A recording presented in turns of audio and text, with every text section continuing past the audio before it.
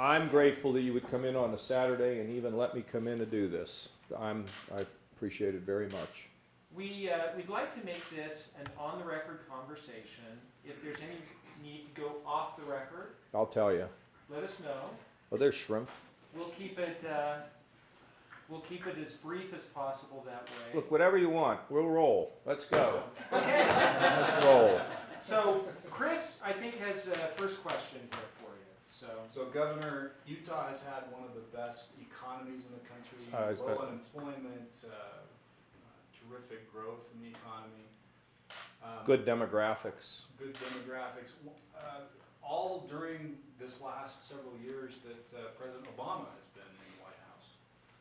Should President Obama get some of the credit for that growth? I don't think so. I'll tell you why I say it. Clearly, look, I think Utah has just taken advantage of all the assets that it has. And when a state can figure out how to take advantage of assets, it's amazing what can happen. I mean, our state, we were down 350,000 jobs in my jobs report yesterday. We're up 417,000. But every time that, look, the wind's been at all of our faces from Washington. You need three things to grow, in my opinion. You need common sense regulations, not no regulations, but common sense regulations, lower taxes on business and people, and you need a fiscal responsibility. So when we look at Washington, the regulations are out of control, the taxes are going up on virtually everyone, and the budget is out of control. So you get those things going, and the national economy can grow and can put the wind at your back. But look, if you look at most states are rickety-rockety. Their budgets, they're using smoke and mirrors, but we're fortunate. We're running now a $2 billion surplus, but we've done all the things that I just said.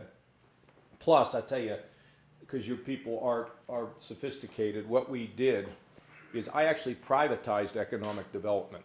And the way I did it was, well, we did it, is we went to Wall Street, we issued $1.6 billion worth of bonds, and we got a really good price on them.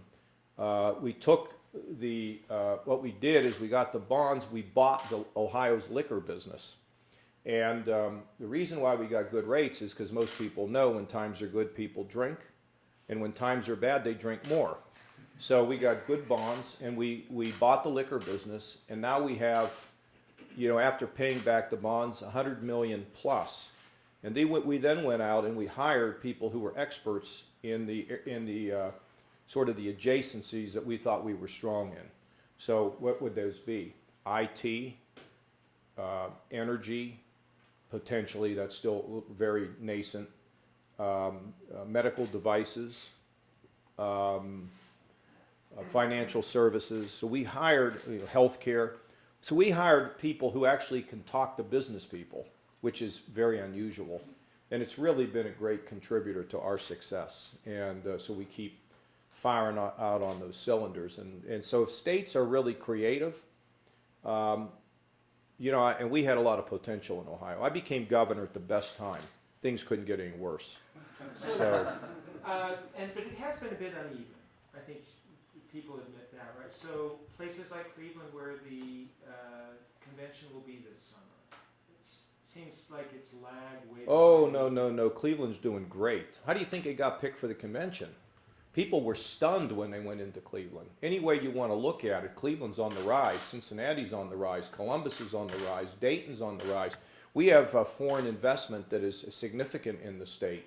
No, I don't think it's been uneven at all. I mean, I think Cleveland was digging out of a very big hole. And now, look, we just had two very controversial court decisions. No violence. I think a big part of it is because the people who live there said we've made so much progress that we're not going to go backwards and have violence in our city. There is nobody up there that doesn't realize that we're doing so much better. Now, we still have a long ways to go. I mean, I'm not putting any mission accomplished sign up, but when you see the trends, they're pretty remarkable. The other thing that's happened in Cleveland is we're beginning to see a demographic change. We're beginning to see more and more skilled workers move into Cuyahoga County, and it's lost some population, but the people who have come in, they're higher educated, their salaries are better. See, our wages in the state are growing faster than the national average as well. So, look, it doesn't mean that these inner cities aren't tough. I mean, they're tough. Look, I was in your inner city last night. It ain't a box of chocolates either. But we have to work at them. What's happening with Cleveland is there's a lot of people that are moving downtown now. That's that urban rush. Look, the other thing that has been important about Cleveland has been the minority community. And so they're now a lot more hopeful than they were. Look, I can't tell you it's over, because it's not over, but I am really happy with what has been happening in that state and in that town. We'll talk about Cleveland a little later in a different context. Okay. But we wanted to also just ask a few questions about religious liberty. You had a very interesting response in the last debate. Yeah, I've had a couple. Yeah, you have. Right. And but how people can get along. And as you may be aware, in Utah we've worked hard at trying to come to some compromise on some of these issues in terms of balancing religious liberties with LGBT rights. And just be interested in... Yeah, I don't know the details of it, but kind of the way that I felt about this. In the first debate, I said, you know, if you're a cupcake maker and somebody comes in who's gay and wants to buy a cupcake, sell them a cupcake, you know. If you don't, and if you don't approve of whatever the lifestyle is, say a prayer for them. I mean, the next, I think I said in that debate, the minute we won't sell cupcake to a gay guy, what do we not sell cupcake to a divorced guy? So, and then people kind of misinterpreted that, okay? And so in the second debate, I said, look, say you're a photographer, and they want you to be an active participant in a gay wedding. Okay, so the photographer doesn't want to do it. Find another photographer. You know, and all this thing about lawsuits and everything, I don't want to start passing laws when I think we can figure this thing out as normal human beings.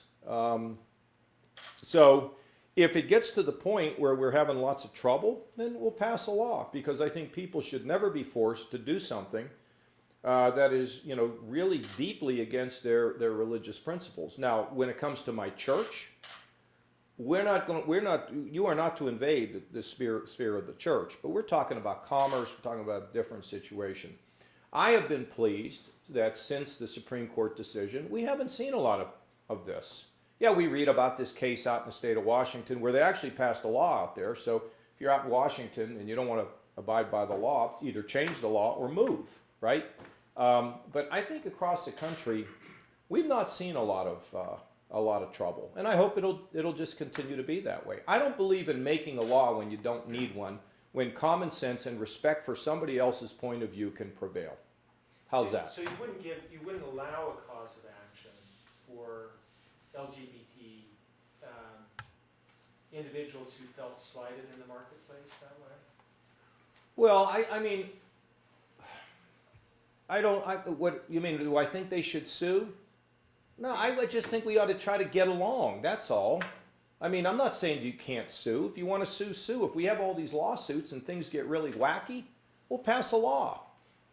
Why don't we just all respect each other a little bit more? Huh? I mean, what's wrong with that thought? We like that thought. That's what I like.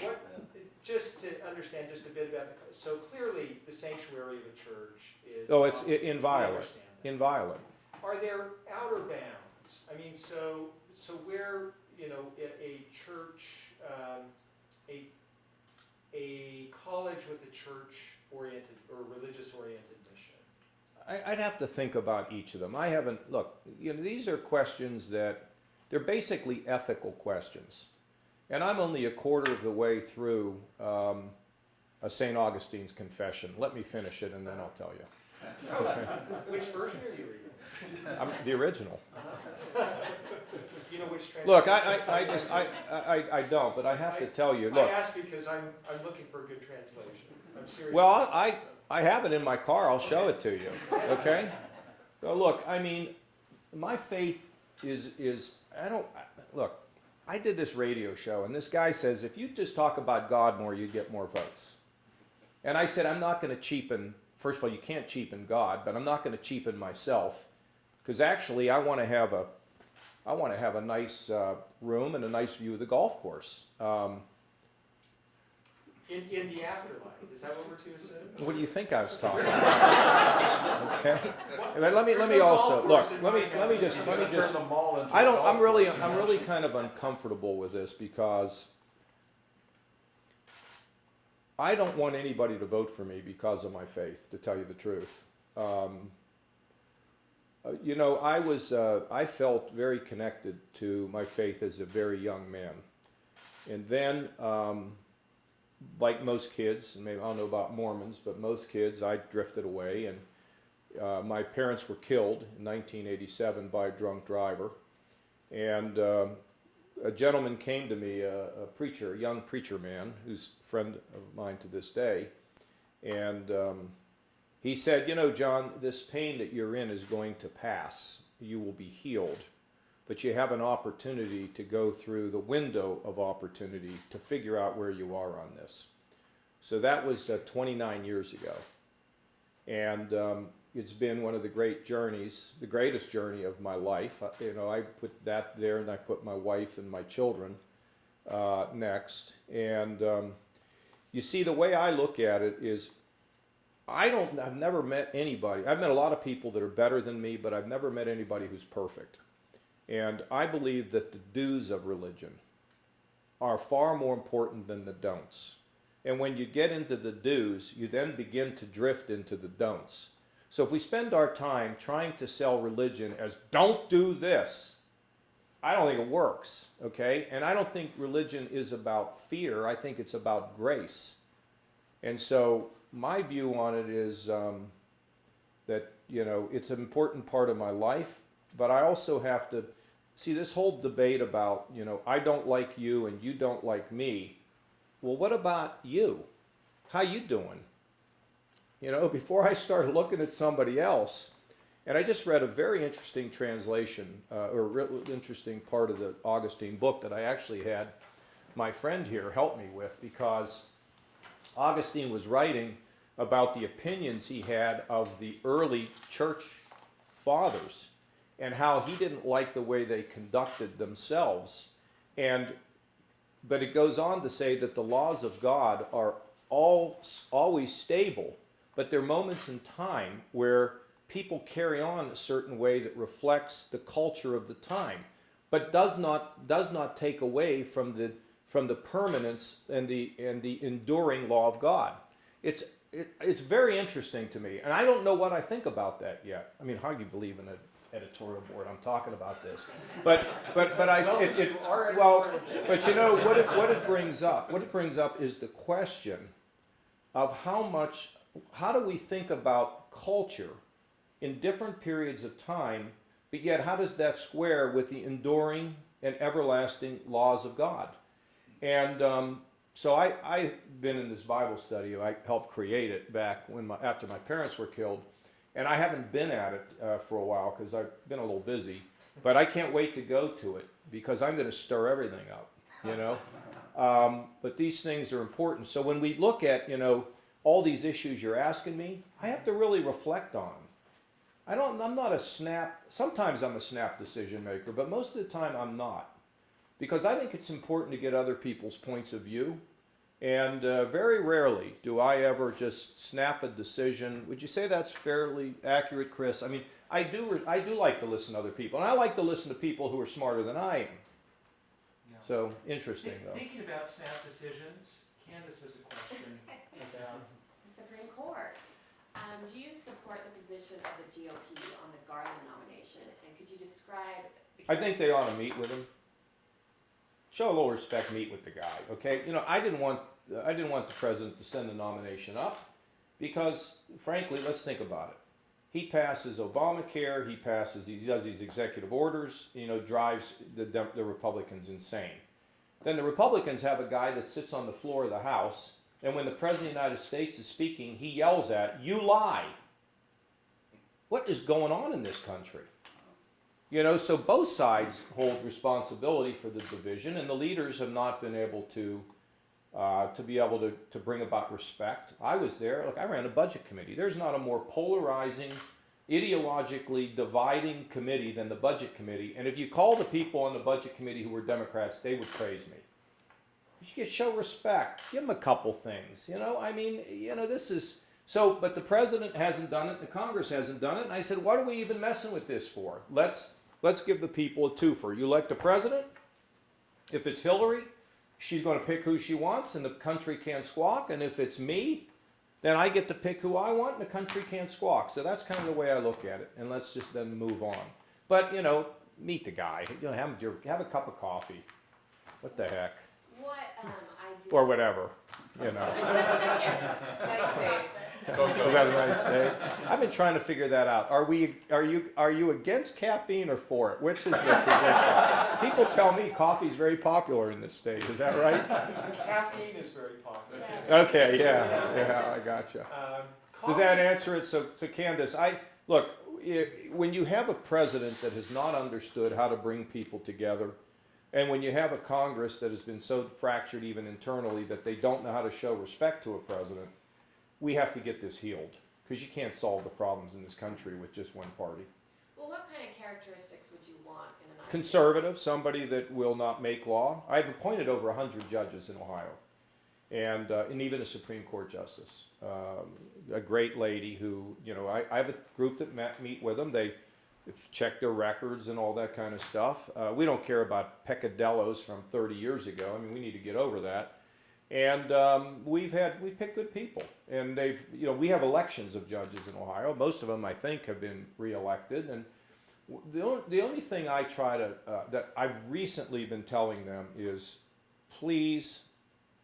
I don't interview them. They come. I get the recommendation, and then I decide. But I've seen a couple that I've appointed, and the one thing I tell them is, don't be making political decisions with somebody's life. In other words, you know, you're a judge. You got to make a decision about a life. And so what goes through your mind is, well, if I don't sentence them to a prison and I put them in a community setting or whatever I do, are they going to call me soft on crime, so therefore I just ought to lock this person up? That troubles me, because we're dealing with human beings.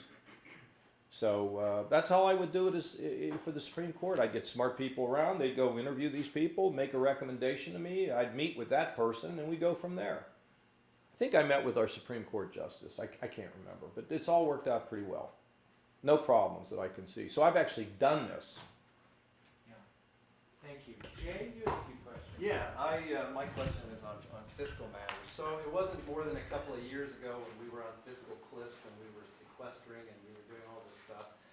The economy gets better, people seem to, that no longer is on the front burner, yet we still face long-term problems with entitlements like Social Security, Medicare. The president submits a budget, nobody even looks at it, and we have this toxic atmosphere in Washington concerning solutions to these problems. So A, what are your solutions to those long-term problems? And B, how do you get, as president, people to listen and actually work these things out? Well, you know, I've done this. Did you know I was chairman of the Budget Committee in Washington? Yes, I am aware of that. Yeah, it took me 10 years to get the budget balanced. I worked with Domenici, and then we negotiated with the Clinton administration. We got it done. And a lot of it is will, and a lot of it is knowledge in terms of how you, look, I made so many people angry in Washington. Don't you think things have changed in 20 years? No, I don't. I think people are people. What's changed is the leadership hasn't told people to knock it off. The leadership has not told people to show respect. The leadership has not been willing to take actions to make it clear we're not going to tolerate this kind of behavior. Leadership in Congress, your party. Of course. And, you know, and the administration has been no better. So, I mean, people are people. When you let them do crazy things, they'll do crazy things down there. But if you get them to understand they're Americans, respect these people that you work with, you know, I think you can bring about a significant change. And the fact is that we're going to, if I win, okay, which I think I will, you're going to have a House and a Senate that's going to be Republican. But I would not just stop there. I'd pull Democrats in. And if we really want economic growth, we have to have exactly what I said, common sense regs, lower taxes, and a balanced budget. I think the personal taxes will be the hardest thing, be honest with you. Corporate taxes coming down, piece of cake. Everybody loves that. Nobody has to give anything up to get that done. A path to a balanced budget? Absolutely. And I would also, you know, I came here early on the balanced budget amendment, which I've been sort of the main supporter of since I was a kid, and we passed it here, thank goodness. Some conservative states just won't even pass it, but we need to have balanced budget amendment. But forget the balanced budget amendment, a reasonable plan to get us there, and it won't happen overnight. But you got to change things, innovate things. You know, I'm for shifting welfare, education, infrastructure, job training, and Medicaid back to the states. I mean, that's a good program and a good plan. So what I'm proposing is reasonable stuff. You know, not some wild kind of crazy promises that'll never happen. What about the future of Social Security and Medicare? You have to fix Social Security. The way you fix that is basically you're going to have to say that some people are going to get less based on their income over time, and those that depend on it are going to get what they want. And then you're going to have to go from wages and prices to just prices, and you're fine. Voila, it's done.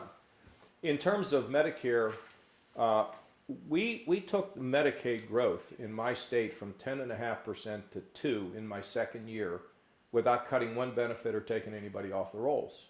So what we did was we turned on the computer, forced the insurance companies to compete against one another, broke the back of the nursing home lobby so parents could stay in their own home rather than being shipped into a nursing home.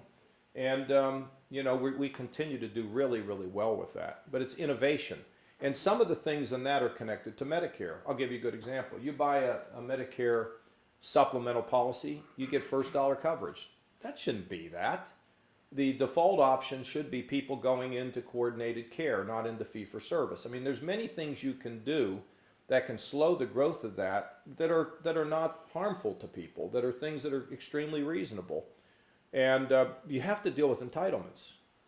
I mean, I don't worry. Do you think I worry about that? I mean, man, they say there's a third. You got to understand, because you wouldn't understand this. What do you think I'm doing this for? I don't need any public housing. I already have it. Okay?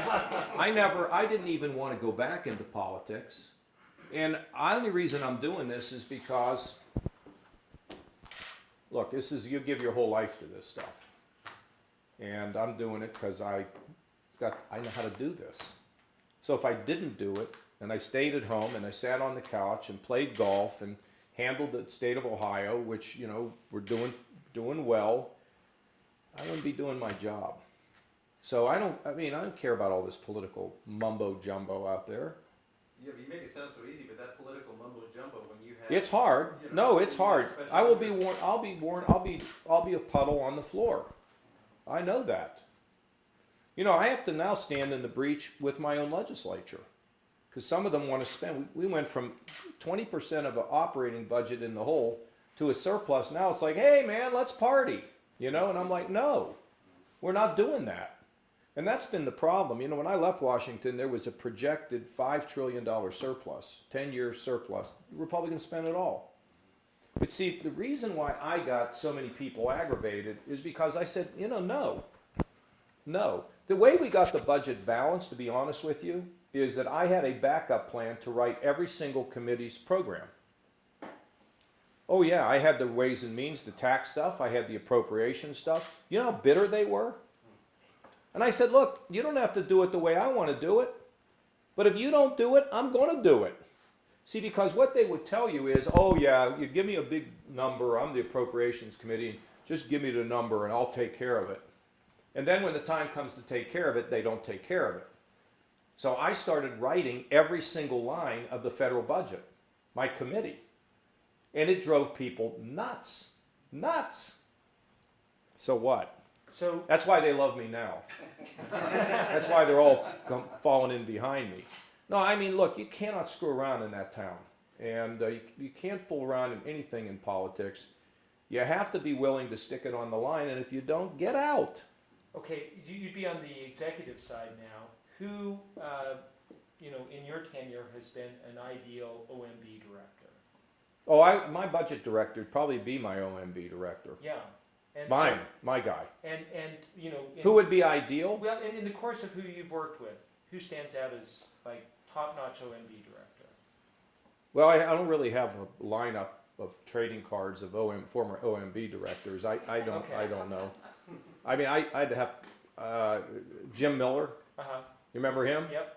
I like Jim. He was a good guy. I battled with Darman. Darman respected me. Stockman, you know, I don't know what to say about Stockman. He's the first one that got the woodshed. You know, he was the first one that Reagan had to take to the woodshed. I can't. That's good. That's good. Yeah. We. Well, look, I like Rob Portman. He's from my state, and he was budget director. I think he was budget director, wasn't he? And you know, he's a smart, good guy, tough guy, all that kind of stuff. Look, you have to pick a good cabinet and good undersecretaries, because if you don't, you're dead. And they got to understand who you are. And I believe that everybody in the federal government should be moving towards job creation. I don't care who you are. If you're the EPA, if you're the Interior Department, I don't care what it is. What do we do to create a good environment so people can get work? Okay. Doug Wright has a question. Governor, yesterday when we chatted, I mentioned that I really liked your comments after New Hampshire, and you said that you won't take the low road to the highest office in the land. I think some of the lower moments of this entire campaign have so sadly been around immigration. I think things that have, if not been disheartening and even disgusting, almost outright un-American, have happened in that conversation. What would you do regarding immigration? Well, I mean, I voted for the Reagan plan in 1986. The problem was we never got the border done. And I don't know, you know, I'm not so sure that it wasn't the special interests on the border that kept the fence from going up. What are the special interests on the border? Who would profit from being able to have people come in? Think about it, okay? The only reason why I say it is Duncan Hunter, my friend from San Diego, who built the fence out there. I don't want to really tell you about the conversation he had with me, and I'm not trying to be mysterious. You figure it out, okay? I don't want to repeat a conversation because it even involves a president. But we never got that border done, so we should lock our doors. And then, you know, guest worker program I favor. And for the 11.5 million that are here, if they haven't committed a crime since they've been here, you know, they get a path to legalization, not to citizenship, and we move on. They pay a fine, back taxes. I don't know. We work all that out. This whole visa program needs to be reviewed. We can't have people just coming in, overstaying. We don't even know who they are. That's not good. But, you know, just protect the country. But I'm pro-immigration. I'm not anti-immigration. I wouldn't be here. What does it say about our country, Governor, when it appears that it's resonating? Some of this bloviation is resonating. I think it's just, you know, the squeaky wheel gets the grease, or those who yell the loudest. The one thing you learn in politics, when you're in it long enough, is just don't listen to those who shout the loudest, because they don't usually represent the massive numbers. I think what I've just said is something I've done. How many town halls have we done? You did 106 in New Hampshire. I'll bet we're over 200 now, maybe somewhere close to it. Have you ever seen one of my town halls? You've seen it, Doug. I don't hide. I get up, I speak for a while, and I say, okay, let's take questions. And I answer the questions on immigration. I've never had anybody like yell at me about it. So there's a handful, and look, people are frustrated and all that, and they get worked up, and sometimes they yell, you know, but they're not yelling at my stuff. If they did, it wouldn't bother me. I'd listen to them, and I'd say, okay, what do you want me to tell you? Here's what I'd say to them. You want me to tell you what you want to hear? You want me to tell you what's going to happen? Which do you want? We came so close when Senator Kennedy, Senator Hatch, Senator McCain, Yeah. George W. Bush, Right. 6 years ago, something Yeah. like that. We came so close, but again, the extremes on both sides did not allow it to happen. How would you corral it? You talk about this leadership, and you know, there's a term in Hollywood, Freudian slip there. There's a term in Washington about the whip. You know, somebody's supposed to be in there and just kind of get. Yeah, that's right. I think the other thing is that, you know, I think that the 2000 election was so, you know, the result was so tough that Bush probably never had a really a good start with the Congress. After 9/11, I'll bet he could have passed it, but we didn't act then. You know what Rahm Emanuel said. You know, never waste a good crisis. I happen to agree with him. Look, I can just tell you, I went through government shutdowns, but we worked it out. And that's where a president has to call somebody down. You call the people at the White House. You sit out on the balcony. You have a drink. It's just the way it works. You take them. I mean, nobody knows how to do that anymore. I've decided that if I win, I'm going to come out of retirement. See, I was a former MVP of the congressional basketball game many years ago, and then I dribbled the ball off my knee and I retired after I intercepted it. Took the length of the court. And it fell off of my knee and rolled out of bounds. I will go up to Capitol Hill and play basketball with the guys. You just have to do that. And it's hard because the country it's just been driven to such extremes, such hatred between the parties. Like we're a parliamentary system. It's ridiculous. Allison Pond has some questions. I want to probe a little bit on your approaches to foreign policy, and we start with Syria.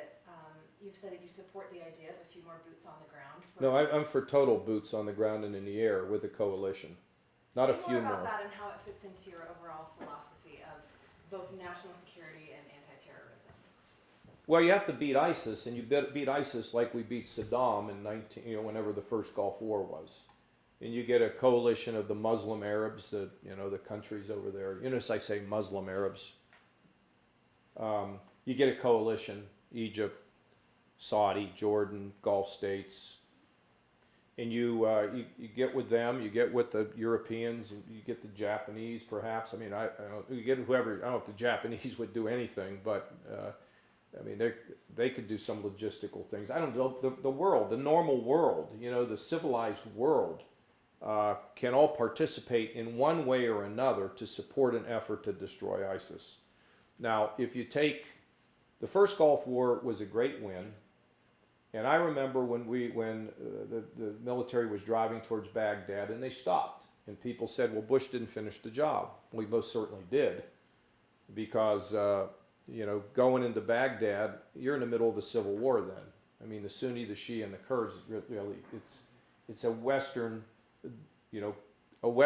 assimilation after World War I where nothing fit together. Let's take Syria, okay? I would not involve myself in a civil war to topple Assad. I would support the rebels, for sure, but I would not directly involve the U.S. I don't believe in us getting in the middle of civil wars. Look what happened when we started messing around in Libya, and we dumped Gaddafi out, okay? We dumped Gaddafi out, and look what we have now. Now we got to go bomb because ISIS has spread to 6 or 7 cities in Libya. I was against U.S. involvement in Lebanon, where our Marines were blown up and we left. I voted against Reagan on that. I mean, I was like 30 years old. I've never believed in civil wars, that we should be in the middle of them. We can help people, but not directly intervene. I'm very troubled by Afghanistan. I think that I don't want to say too much about it because, I actually think I'm going to be president. As much as you may think, what is he talking about? I think I will. But I can tell you I'm very troubled by the continuing Afghan involvement. In my mind, I have an idea about what I would do, but I'm not going to say it right now because anytime you talk about deadlines or timelines, you're making a mistake.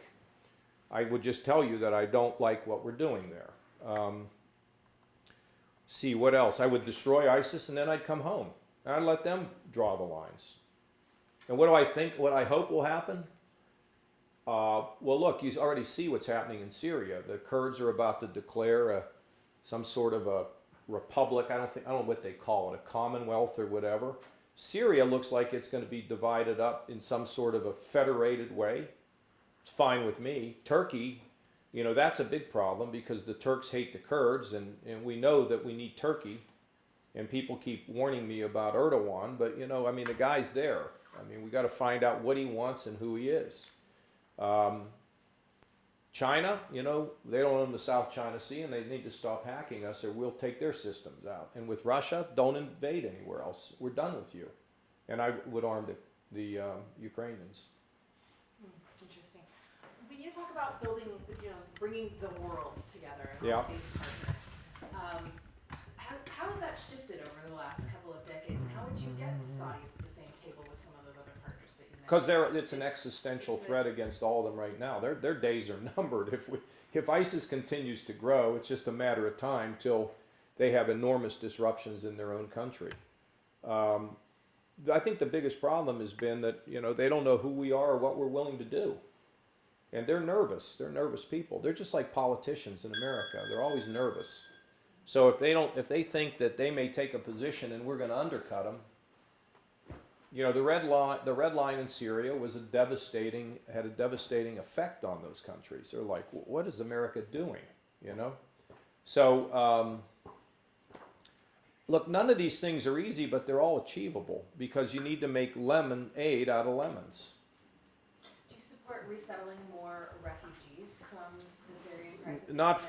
Not well, we don't know who they are. We don't know who they are. We can't vet them. We can't bring ISIS into the United States. So I would pause. So you don't think that the system that we have right now of vetting refugees No. works? No, I don't. Not from that place. And secondly, I was for the no-fly zone and sanctuaries. I would have done a no-fly zone. And then the Kurds would protect the sanctuaries, and then you wouldn't have the big migrant crisis. But the president didn't want to do that. In light of all that, how do we manipulate in or dance around Vladimir Putin and now Russian interests when we're trying to do that and bring people together? Would they be part of it? Well, I don't think yeah, if Russia wanted to fight ISIS, we'd accept them. They said they went over there to fight ISIS, and all they did was bomb the rebels. And maybe some they might have bombed ISIS to a degree, but they were fundamentally there to prop up Assad. They might see, you know, they've got a big problem with radical Islam too, and it's a place particularly called Chechnya. And their tactics in Chechnya are beyond brutal. But they realize that radical Islam poses a threat to them as well. And, you know, I've been reading a lot. I mean, as hard as this in between Augustine, read a really fascinating article about the strongman in Chechnya. See, I've been interested in Chechnya for a long time because I actually read a book written by Anna Politkovskaya, who was a lady who was assassinated in Russia, okay? Now, and, you know, I've read a lot about Chechnya and the brutality. You know, on the other hand, I'm becoming a little bit more convinced that the Chechnyans were the ones that actually went in, maybe blew up these apartment buildings. They were in the Opera House, right? We know that. I mean, so is Russia, do they ignore this threat of Islamic extremism? I don't think so. But with Putin, he needs to understand you're not going into these NATO countries. Forget about it. Because he'll start a war with us if I'm president. Be clear with him. You know, he's a KGB operative. I mean, there's only one thing they understand: clear language and strength. That's my view. Now, you know, I also have people around who are foreign policy experts. My top advisor is a young 80-year-old man by the name of Richard Allen, who was the National Security Advisor to President Reagan. And we built a pretty good team. And I check with them. You know, I check with them. They don't teach me, but they do advise me. And they're very valuable to me. Very valuable. Who else is on the foreign policy team? I think we got about 50. I don't even know all of them. My guy's coming in today. His name he was a guy with State Department. He lived overseas, and he was really an acolyte of Dick Allen. But I have Buzzy Krongard, who used to be the chief operating officer of the CIA. I've got a guy named Bill Schneider, who is one of the deepest you know, guys in foreign policy. I think I've got about, I don't know, they keep coming. They keep coming.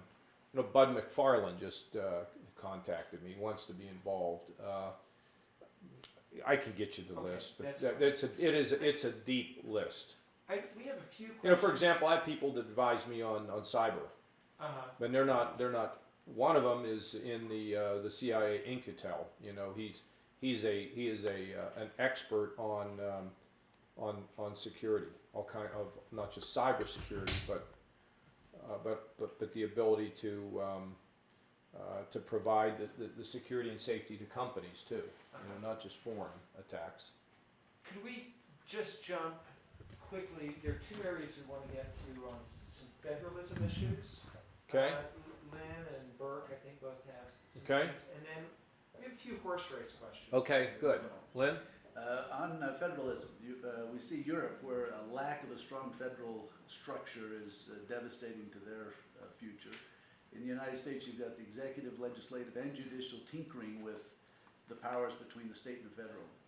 What do you see as the best balance, and what do you think it would take for us to get to a better balance, to that optimum balance between Well, federal I and mean, state power? I'm in the Levitt school, okay? I want to ship a bunch of stuff back. I mean, I think, you got welfare, education, infrastructure, Medicaid, job training, those are a given. Are there more things that can be done? And probably. I'd like to shrink the operation of the federal government. And then when you think about the VA, it needs totally restructured.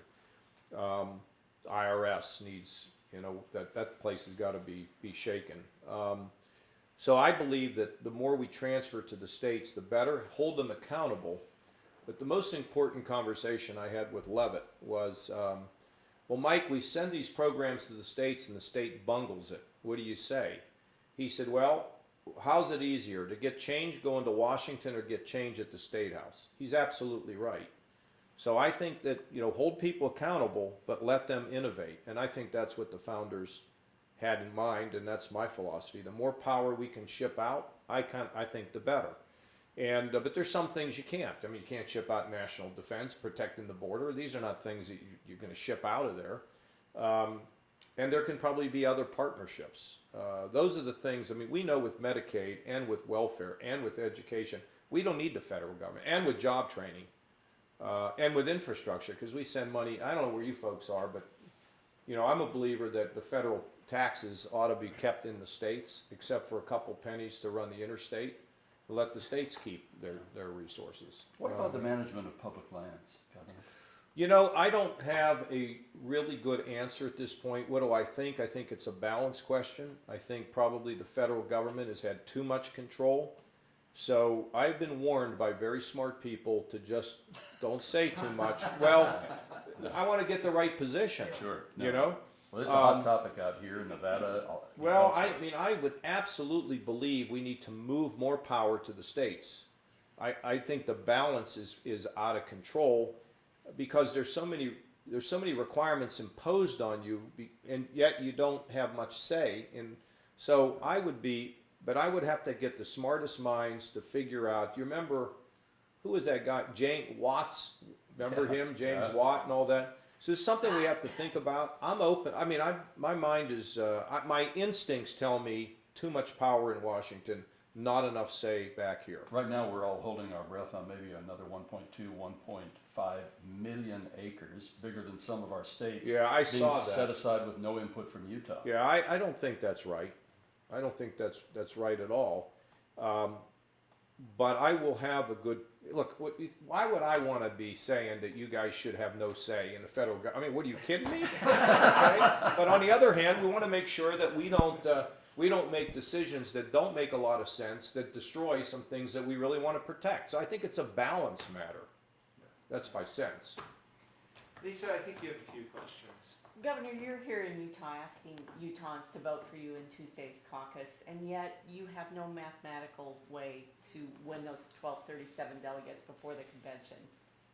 I don't think Why are you anybody still will, in the race? because I don't think anybody will win them. You don't think Trump can do it? You don't No. think Cruz can do it? No, Cruz is going to win like Mathematically, they can. 80% of the delegates. He's not going to do that. No, I don't think so. And I believe that we will go to a convention. We've had 10 of them in the Republican Party. Interesting that of the 10, only 3 of them have gone to the person going to the convention with the largest number of delegates. A convention is nothing more than an extension of this political process. And somehow, I don't know where people got this idea that, a convention should just ratify. I mean, I don't know where do they not understand what a convention is? That's where delegates go, and there's 2 things they try to decide, because I was at the convention in '76 when Reagan took on Gerald Ford. The first thing they want to know is, are you electable? And by the way, the two people I'm running against cannot get elected in the general election. Okay, I mean, they can't win Ohio, I can tell you that. And the second thing, now this one's radical. Now, I want you to, Lisa, to take your time, write this one down. They are actually going to think about who might be a good president. I mean, it actually could happen. You think that's gonna happen in Utah? Are we gonna kind of pivot that discussion to, let's look at who's gonna be a good president and who's electable for the GOP? I mean, I think that was, I mean, how else would you vote? You know, you vote because you want to stop somebody? I mean, that's not my deal. If I were in this to stop somebody, I'd get out because it wouldn't be worth my time. I'm in it because I think that I have the skills, the record, and the vision to be able to get elected. I mean, I think Trump has been a divider. And Cruz, I don't know whether you realize this, but for 7 years, I have heard Republicans say, how could we have ever elected a first-term senator that's never accomplished anything? I think we got amnesia. Will you support the nominee, whoever? Depends. I would like to. Well, look, I've seen some things when I got a guy running for president who says, you know, we'll have a riot if I don't get picked, or you know, these things about women, which I've seen. I'm very disturbed by it. I'm not willing to say any more beyond the fact that I'm disturbed by what I see. But we'll see. There's still time to go. Time for people to clean up their act. We'll see. What do you say, though, to the millions of voters out there who have supported that guy who's talked about Yeah. riots, talked about women, talked about just about everyone? Mm-hmm. They voted for him already. Not So? in Ohio, but across the country. Yeah. And if there's a brokered convention and he doesn't get the nomination, what do you say to all those people? Well, you know, one of my daughters said to me, Daddy, I made an 86 and I got better than everybody else, so I should get an A. I said, well, what is the score for an A? 90? He said, well, isn't that interesting? I mean, we have rules. We have a convention that has rules. You have to get a certain number of delegates. If you get it, you win. If you don't get it, you don't win. Then you go to a convention and you try to win. So for the people that voted for him, God bless them. I mean, a lot of them, you know, if they get to know me, they'll vote for me. A lot of Trump voters like me, you know. So, and that's why you don't want to talk about riots, because a leader does the best they can do, and if they win, they win. You know, when Karl Malone and John Stockton, played in the finals. Hell, they never won a title, but they didn't say the fans ought to riot. They said we'll live with the result. We thought about it. You know what's interesting? You know, I just thought about it this morning. When I got done with doing my network interviews this morning. I was on a treadmill and I was running, and I was thinking, do you realize that in most sports, the coaches are not allowed to complain? The players are not allowed to complain. If you complain, you get fined. Did you know that? Maybe we ought to have that rule in politics. But, you know, look, I want to support the Republican nominee, but, you know, I'm disturbed. Governor, I don't know, around this table, I might be the only guy that has actually attended the Donald Trump rally outside of Utah. I was there last night. Okay, but outside of Utah. Christian was nearly trampled last night. And as a matter of fact, I looked at those people there, and they were the kind of folks that would live down the street, probably give you the shirt off their back. They don't understand what the hell's happened to them. They don't understand why they're not making the money they used to. They don't understand why the jobs are they don't understand why their kids aren't having the opportunities. They're seeing a bleaker future. And honestly, when I walked out of the Trump rally in Council Bluffs, and I remember I was disheartened by a lot of what I heard, but I looked at those people and I thought, holy cow, what do we do for these folks? And does Donald Trump even care about these folks? Crossed my mind, to tell you the truth. But they were disheartened, they were down, and I thought, this isn't what our country's about. And what do we do for those folks? And do you believe that Donald Trump, that's his base, that's who he's got, that's who would forgive him. Where did you go and Council see? Bluffs. No, where did you see me? No, it was in New Hampshire. It was just in New Hampshire. We made the rounds. Okay, you haven't seen me in Utah to town hall. No, I haven't seen you in Utah. Although I did hear the comments last night yesterday afternoon on the radio. Well, my rallies, my town halls give people hope. Yeah. They don't leave them depressed. But I speak to their problems. This is why the Trump voters, I can get along with Trump voters. You said it exactly right. What you said is exactly what's in the mind of the American public today. And what can we do for them? We can fix this economy and get them jobs. When I was chairman of the budget committee, when we balanced the budget, there wasn't any discussion about wages, or we were just booming. And in my state, people are upbeat in my state. You see what my approval rating is? Okay, I mean, this is because people feel hopeful. I haven't solved all of it. Look, first of all, it's not just me, it's the people around me. They're smarter than I am, and I'm so glad they're there. But people are more hopeful. So I think the answer is to acknowledge, absolutely. That's why I wouldn't go negative on him, because he's touched into something that's real. But the question is, how do we solve it? And you can't just solve it by saying things are just going to be great, because you've all pointed out the difficulty of getting that place to work down there. And I know that if I should go down there and if I do this, I will be a puddle on the floor. Because it'll take everything we all have to end the bickering and the name calling and the partisanship. But I don't believe we're done. And I'll tell you, I run into a lot of people who are down there who say, God, you know, it's just not any fun anymore. And I think people want to do things. Governor, why hasn't that message resonated? To offer, Charles and Proudhammer accused me of whining, okay? Let me just tell you the facts. Donald Trump has received $1.8 billion worth of earned media. Where was I, 10th? 10th. Nobody knows who I am, Lisa. Now they're starting to know. They must know. They wouldn't have been, you know, all those people all over Utah coming to my town halls. They must know something. But I've had more press in the last 3 weeks than I've had in the last 6 months. People don't know me. They don't know who I am.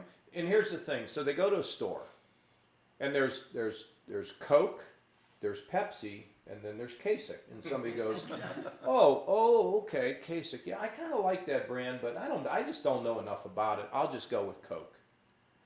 And then the media accuses me of whining. I'm not whining. I'm not whining at all. I'm just stating a fact. And the reason why I got no attention is because I didn't smear people. And I've had national commentators tell me that I should start smearing people to get attention. I'm not going to do it. You disappointed Romney